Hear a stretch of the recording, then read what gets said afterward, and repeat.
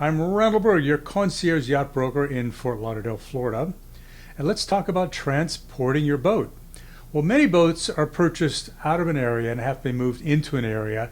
You may buy a boat in Pensacola or Jacksonville or outside the Fort Lauderdale, Miami area. You might even get one in Texas or New Orleans or New York. How do you get the boat to you? Well, there's a couple different ways depending what you're buying. Let's take first a trailer boat that's easily towed on its own trailer. Let's say 25 to 30 foot. That's pretty easily done. A 250 truck, maybe even a 150 truck can tow that. A single or dual axle trailer, depending on the weight of the boat. You got to look at the axle weights. Dual axles have generally 7,500 pounds per axle. So a dual axle could handle 12 to 15,000 pounds. Make sure the tongue is set up in the truck to handle that weight of your boat. And I would take off all the covers. Anything that can blow off the boat will blow off a boat, including your cover. You can try strapping your cover down, but those straps then are going to bang against the hull and could mark up your hull. So be careful about moving a boat with the cover on it. Take everything off, anything you blow away, and store it in the truck. Let's assuming that your boat cannot be put on a towable trailer by the owner. The other way to transport is by a special boat moving truck. Yacht transport companies, and 30 to 80 foot boats can be transported.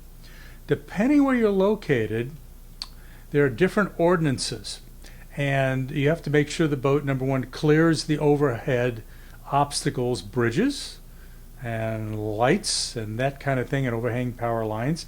And your transport company will know all about this. Many transporters bring a large 40-foot pole, and they can measure it. They park the truck before they hit the overhang. They measure it to make sure the boat will clear. You need a real quality transport company who will do this. Make sure the boat is strapped onto the trailer properly. Some boats, in order to remove their road height, and that's generally 12 feet is your allowable road height without special permits and special routes, they'll remove the propellers and drop the boat down further into the truck. But if you can't do that, you need special permits. Many times you need a chase car behind the truck. Every state is different. See, the state of Washington is particularly difficult, and you have to take a lot of back routes with special permits, and it adds 30 to 50% of the transport over an overboat. When I ship the boat from California to Seattle, I generally drop it off in Oregon and have a captain then bring it the few hundred extra miles. That saves a tremendous amount in transport cost. And how do you prep a boat for transport? Well, again, you remove anything that can blow away. You might shrink wrap the boat. Most boat yards have a shrink wrap company. Their independent contractor will come to the yard and totally shrink wrap the boat. It'll be tight and nothing will happen to it on the road. I highly recommend this. Keeps dirt and filth and tree parts and all kinds of garbage. Then you don't have to store all your soft goods and rain protect all your electronics on your boat. Shrink wrapping I highly recommend. The boat arrives, you don't have to have a full detailing crew. They can come and clean up all the mess. Remember, the boat is behind a diesel truck. The diesel truck has diesel fumes, there's carbon in the fumes, and that could end up on your boat as black soot. If it rains particularly, it's going to drop that black soot on your boat. So think about that. There are two other ways to transport a boat. One is by a shipping company using water transport. If you're shipping a boat from the U.S. to Europe, or from South America to the U.S., or from Florida through the Panama Canal, you're going to use a company like Dockwide or one of those that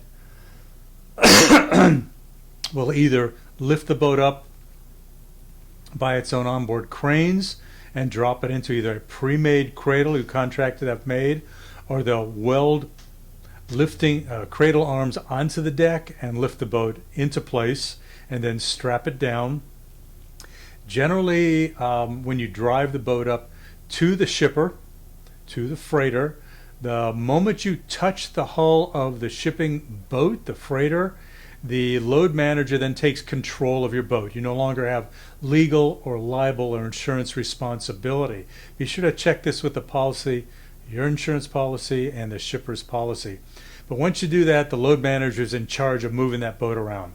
Many times they have a boat in the water with a diver, and they'll load the straps underneath. The diver will place the straps in the proper position. Again, before you load the boat, you should tape big green tape lines arrowing where the load points are. Most boats have markers on the hull where the strap should go. That avoids bending shafts, damaging sensors.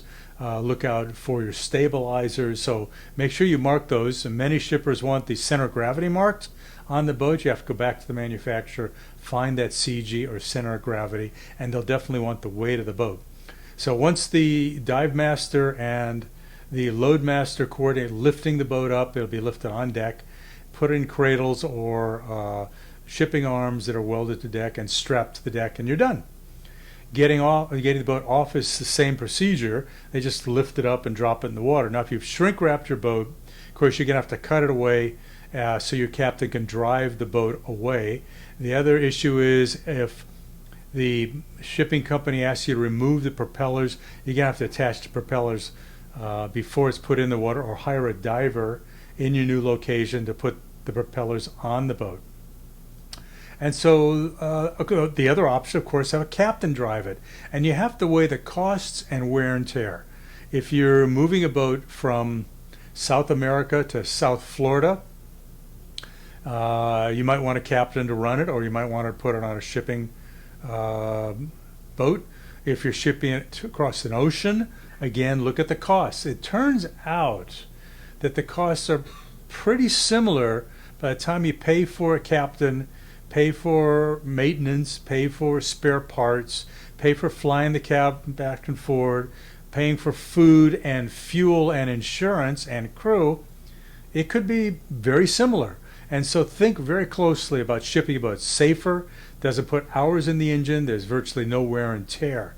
So if you're shipping from Florida through the Panama Canal to California, the boat will be dropped off in Mexico, by the way, and you'll have a captain then pick it up in Mexico and drive it north the 100, 150 miles to Southern California or wherever you're going. So those are the things to kind of consider. For a small boat, it's much easier. It's on a trailer.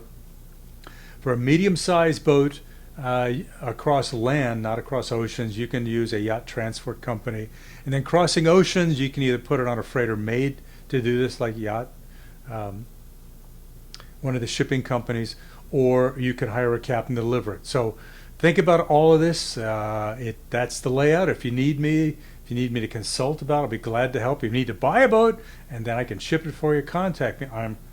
I'm Randall Burg, the Concierge Yacht Broker in South Florida, Fort Lauderdale, the capital of the boating industry. Thank you.